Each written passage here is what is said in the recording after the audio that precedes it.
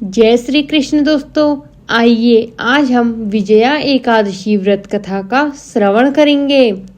एक समय की बात है, धर्मराज युधिष्ठिर बोले, हे जनार्दन, फाल्गुन मास के कृष्ण पक्ष की एकादशी का क्या नाम है तथा उसकी विधि क्या है?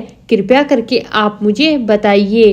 श्री भगवान बोले, हे राजन, फाल्गुन मास के कृष्ण पक्ष की एकादशी का नाम विजया एकादशी है। इसके व्रत के प्रभाव से मनुष्य को विजय प्राप्त होती है। यह सब व्रतों में उत्तम व्रत है। इस विजया एकादशी के महात्म्य के बारे में श्रवण एवं पठन से समस्त पाप नाश हो जाते हैं। एक समय देवर्षि नारद ने जगत पिता ब्रह्मा जी से कहा, महाराज, आप मुझसे फाल्गुन मास के कृष्ण पक्ष की एकादशी का विधान कहिए।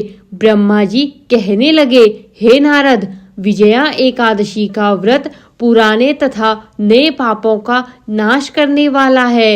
इस विजया एकादशी की विधि मैंने आज तक किसी से भी नहीं कही। यह समस्त मनुष्यों को विजय प्रदान करती है।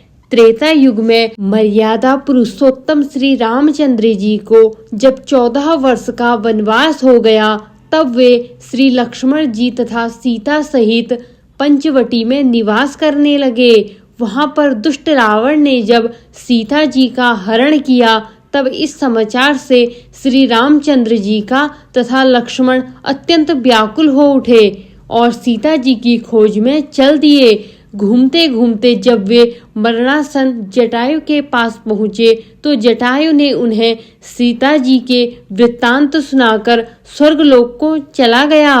कुछ आगे चलकर उनकी सुग्रीव से मित्रता हुई और बलि का वध किया। हनुमान जी ने लंका में जाकर सीता जी का पता लगाया और उनसे श्री रामचंद्र जी और सुग्रीव की मित्रता का वर्णन किया। वहां से लौटकर हनुमान जी ने भगवान राम के पास आकर सब समाचार कहे। श्री रामचंद्र जी ने वानर सेना सहित सुग्रीव की संपत्ति से लंका को परास्त किया। जब श्री रामचंद्र जी समुद्र के किनारे पहुँचे, तब उन्होंने मगरमच्छ आदि से युक्त उस अगाध समुद्र को देखकर लक्ष्मण जी से कहा कि इस समुद्र को हम किस प्रकार पार करेंगे? श्री लक्ष्मण जी ने कहा, हे पुराण पुरुषोत्तम, आप आदि पुरुष हैं, सब कुछ जानते हैं। यहाँ से आधा योजना दूर पर कुमारी द्वीप में वल्काधव्य नाम के मुनि रहते हैं। उन्होंने अनेक ब्रह्मा देखे हैं। आप उनके पास जाकर इसका उपाय पूछिए। लक्ष्मण जी के इस प्रकार से वचन सुनकर श्री रामचंद्र जी वल्कालभ्य ऋषि के पास गए। उनको प्रणाम करके बैठ गए। मुनि ने भी उनको मनुष्य रूप धारण किए हुए पुराण पुरुषोत्तम समझकर उनसे पूछ ही लिया, हे राम, आपका आना कैसे हुआ? श्री रामचंद्र जी कहने लगे कि हे ऋषि, मैं अपनी सेना सहित यहाँ आया हूँ और राक्षसों को जीतने के लिए लंका जा रहा हूँ।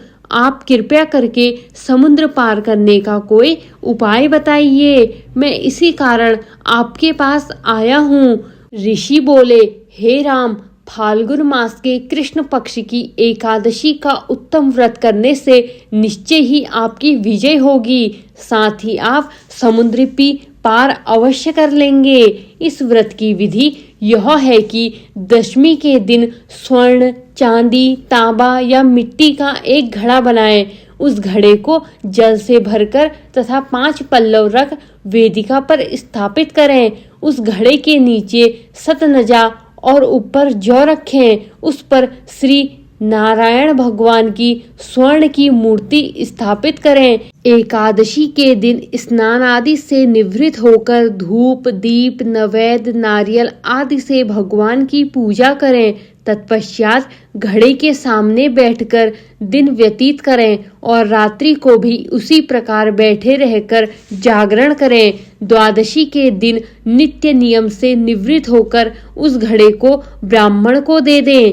हे राम, यदि तुम इस प्रकार व्रत को सेनापतियों सहित करोगे तो तुम्हारी विजय अवश्य होगी। श्री रामचंद्र जी ने ऋषि के कथनानुसार इस व्रत को किया और इसके प्रभाव से दैत्यों पर विजय पाई। अतः हे राजन, जो कोई मनुष्य विधि पूर्वक इस व्रत को करेगा, दोनों लोकों में उसकी अवश्य विजय होगी। श्री ब्रह्मा जी ने नारद जी से कहा था कि हे पुत्र, जो कोई इस व्रत के महात्म्य को पढ़ता है या सुनता है, उसको वाजपेय यज्ञ के बराबर फल प्राप्त होता है। धन्यवाद दोस्तों। अगर आपको कहानी अच्छी लगी हो तो प्लीज़ हमारी वीडियो को लाइक करें और हमारे चैनल को सब्सक्राइब करें। धन्यवाद।